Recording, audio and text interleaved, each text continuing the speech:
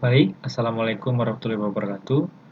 Saya Raditya Mardika, NIM T1C02121229 dari ruang 10.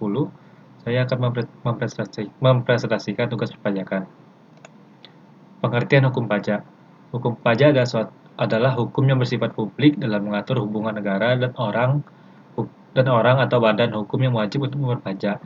Selain itu, hukum pajak diartikan sebagai keseluruhan dari peraturan-peraturan yang mencakup tentang kewenangan pemerintah untuk mengambil kekayaan seseorang dan menyerahkan kembali kepada masyarakat melalui uang atau kas negara. Definisi pajak. Pajak adalah kontribusi wajib pada negara yang terutang oleh orang pribadi atau badan yang bersifat memaksa berdasarkan undang-undang, dengan tidak mendapatkan imbalan secara langsung dan digunakan untuk keperluan negara bagi besarnya kemampuan rakyat. Ciri-ciri pajak. Pajak dipungut berdasarkan undang-undang serta aturan pelaksananya. Pembayaran pajak tidak dapat ditujukan adanya kontraprestasi individual oleh pemerintah. Pajak diperuntukkan bagi pengeluaran-pengeluaran pemerintah. Pajak dapat sebagai fungsi pengatur.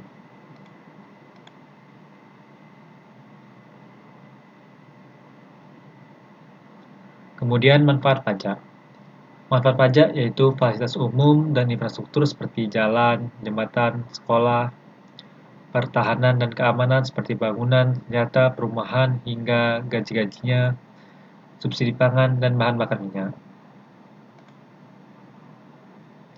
Teori pemungutan pajak. Teori asuransi pembayaran pajak bertujuan untuk mendapatkan subsidi, keamanan, dan lainnya. Teori kepentingan, negara harus melindungi harta dan jiwa masyarakat agar kepentingannya dapat terlaksana baik. Teori gaya pikul.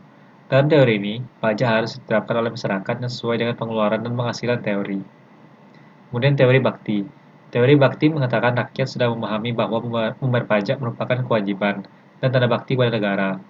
Teori daya beli.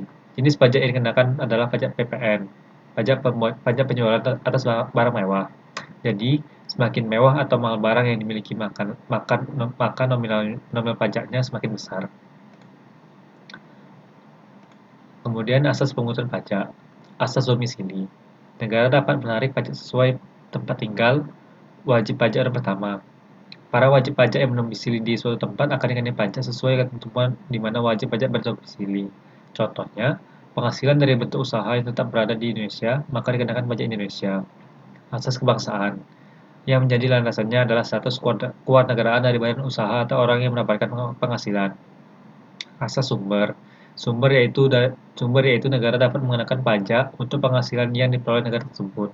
Semua penghasilan yang didapat dari suatu negara dapat diberikan pajak tanpa melihat domisili wajib pajak. Kesimpulan, pajak merupakan iuran wajib yang harus dibayar setiap warga negara. Dengan membayar pajak, tentunya masyarakat akan mendapatkan fasilitas umum serta keamanan. Tujuan adanya pembayaran pajak juga untuk kemakmuran masyarakat, serta kemajuan suatu negara baik itu sektor ekonomi maupun struktural. Baik, terima kasih. Wassalamualaikum warahmatullahi wabarakatuh.